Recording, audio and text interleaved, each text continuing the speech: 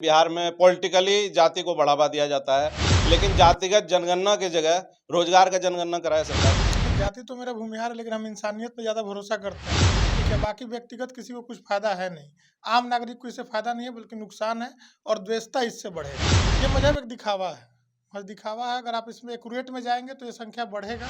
कहीं भी कोई भी राजनीति पार्टी हो, उसके संरक्षक हो, उसके कोषाध्यक्ष हो या कोई भी पार्टी कहीं भी चल रही हो, तो कहीं ना कहीं उसमें भूमिहार का योगदान है। और रहा बात इन आंकड़ों से आम जनता को कुछ लेना देना नहीं है। क्या मैंने 6 महीने में या साल भर में इतने लोगों की इतनी आबादी है, तो इस हिसाब से मैं रोजगार सबको दे रहा हूँ। अदरवाइज या तो आप लड़वाइएगा या पॉलिटिकल फायदा उठाइएगा, यही होना है। सरकार का केवल यही एक मोटिव है कि धर्म में, जाति में लोगों को बांट बांट के उसी हिसाब से हम अपनी राजनीतिक रोटी सेकते रहें। नमस्कार, मेरा नाम अनूप नारायण सिंह है और आप बिहार टॉक के डिजिटल प्लेटफॉर्म को देख रहे हैं। बिहार में भूख, गरीबी, बेरोजगारी से बड़ा अब सवाल जातीय सर्वे की रिपोर्ट में तमाम जातियों की आई नई तादाद को लेकर है। हमारे साथ स्टूडियो में बातचीत करने के लिए बिहार के 3 ऐसे युवा हैं जो अपने अपने क्षेत्र में बेहतर काम कर रहे हैं, जिनका मकसद है बिहार को हर क्षेत्र में नंबर 1 की पोजीशन पर ले जाना। हम इनसे बात करेंगे और जानने की कोशिश करेंगे कि जातीय सर्वे रिपोर्ट का आम आदमी के दिमाग में क्या सवाल चल रहा है, इससे बिहार के किस समस्या का समाधान हो सकता है। सबसे पहले हम बात करेंगे, प्रीतेश जी हमारे साथ हैं। मूल रूप से ये मुंगेर जिले के रहने वाले हैं और इन्हीं से सवाल शुरू करते हैं। प्रीतेश जी, आपकी जाति क्या है? कुशवाहा। कुशवाहा। देखिए, तो जाति पूछनी नहीं चाहिए, जात धर्म हर किसी का अपना होता है। आपको क्या लगता है जो कुशवाहा की संख्या बिहार में बताई गई है वो सही है?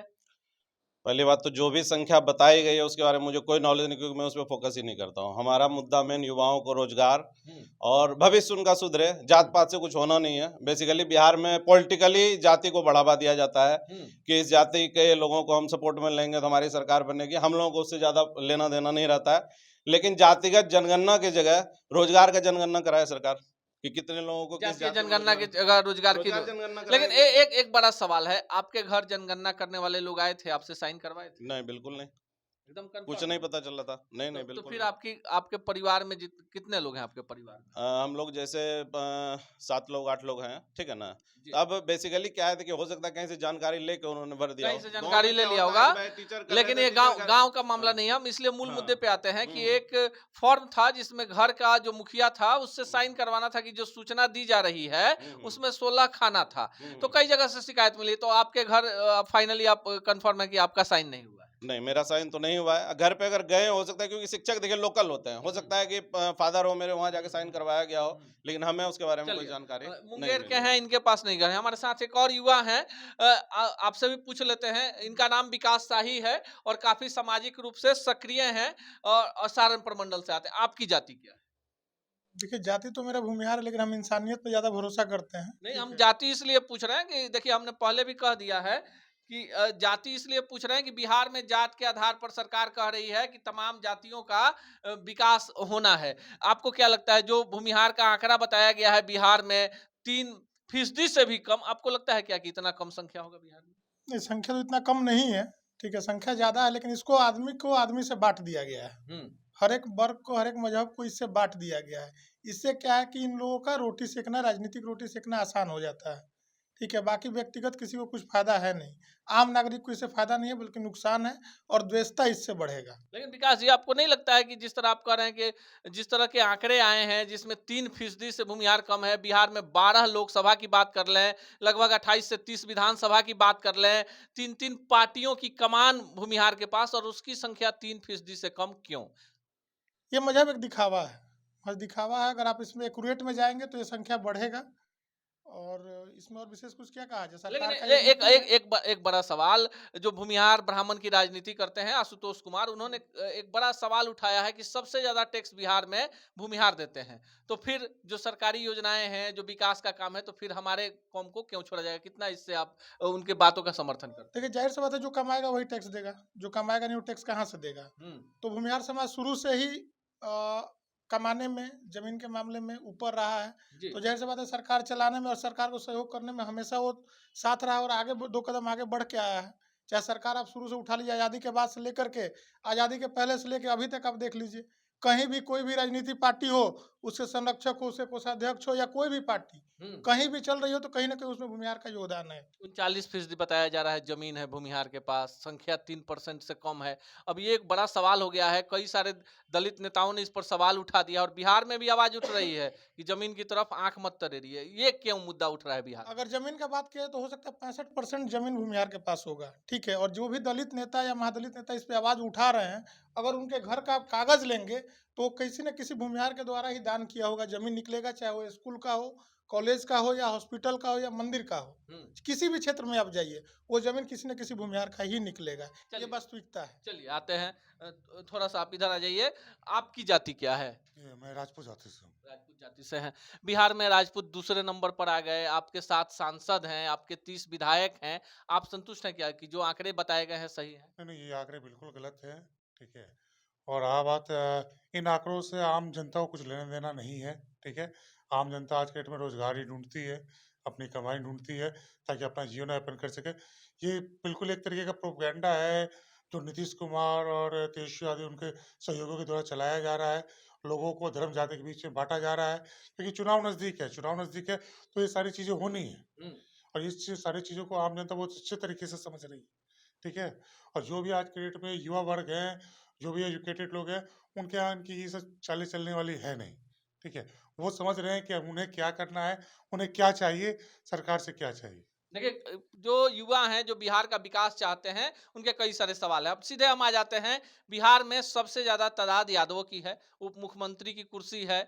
आप कुशवाहा जाति से हैं, कुशवाहा में बहुत बड़े-बड़े नेता हैं, लेकिन मूल आ जाता है मुसलमान पर। मुसलमान की जो आबादी है, आपको नहीं लगता है कि आंकड़े आ गए, सरकार कह रही है कि एकदम सही आंकड़ा है, तो सीधे सीएम की कुर्सी या डिप्टी सीएम की कुर्सी मुसलमान को दे देना चाहिए? बिल्कुल, अगर आप जाति जाति सर्वे करवा रहे हैं, तो उस हिसाब से फिर आप उसको दीजिए, सुविधा दीजिए, रोज़गार दीजिए, हर चीज़ दीजिए, तभी तो पता चलेगा कि आपने क्यों इसको कराया था।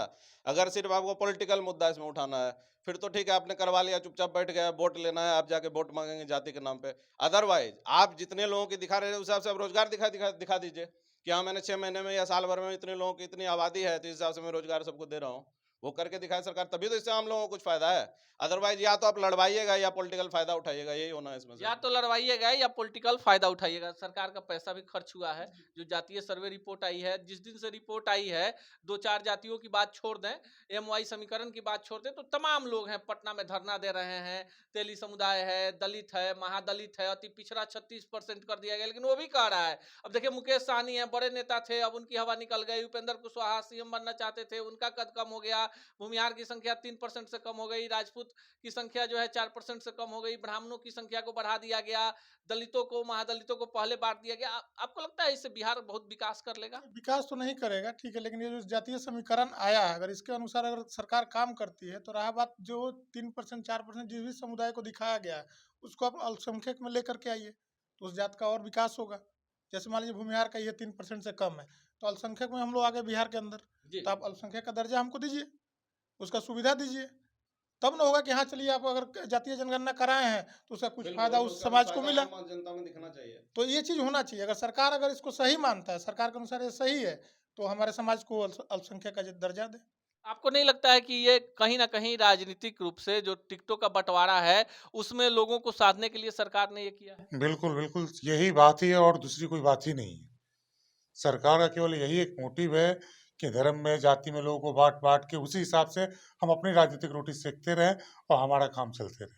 जातीय सर्वे की रिपोर्ट आने के बाद आपको क्या लगता है कि बिहार को जिस तरह से नीतीश जी हैं, लालू यादव हैं, तेजस्वी यादव हैं, इन लोगों को छोड़कर कांग्रेस भी कहीं ना कहीं विरोधाभास में है? कांग्रेस के भी कई सारे नेता कह चुके हैं कि हम इन आंकड़ों को नहीं मानते हैं, ये जो है अधिकृत आंकड़े नहीं है। आपको क्या लगता है? देखिए, जो मानते हैं या नहीं मानते हैं, उनका पॉलिटिकल मोटो है। उसमें हम लोग ने, हमारा लक्ष्य यही है कि युवाओं को बढ़ाना है, और जो युवाओं को रोजगार देगा, जो युवाओं का भविष्य तय करेगा अच्छे लेवल में, हम लोग उसको समर्थन करेंगे। चलिए, जो बिहार में युवाओं को रोजगार देगा, बढ़ाएगा, उसको बिहार के जो जागरूक युवा हैं, लेकिन कहीं ना कहीं जब हम लगातार लोगों से बात कर रहे हैं, तो ये बात भी सामने आ रही है कि जातीय सर्वे की रिपोर्ट से कोई भी जाति बिहार में संतुष्ट नहीं है।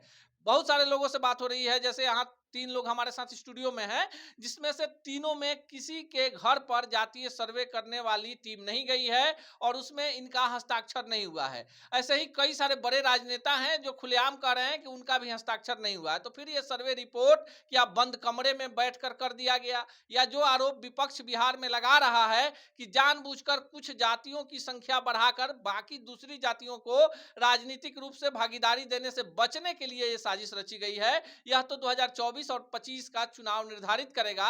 लेकिन बिहार में एक बड़ा सवाल ये खड़ा हो गया है कि जात की बात और जमात करने वाले राजनेताओं की नींद उड़ी हुई है। इसी तरह की तमाम खबरों के लिए देखते रहिए बिहार टॉक को। ऐसे ही खबरों के लिए जुड़े रहिए बिहार टॉक से।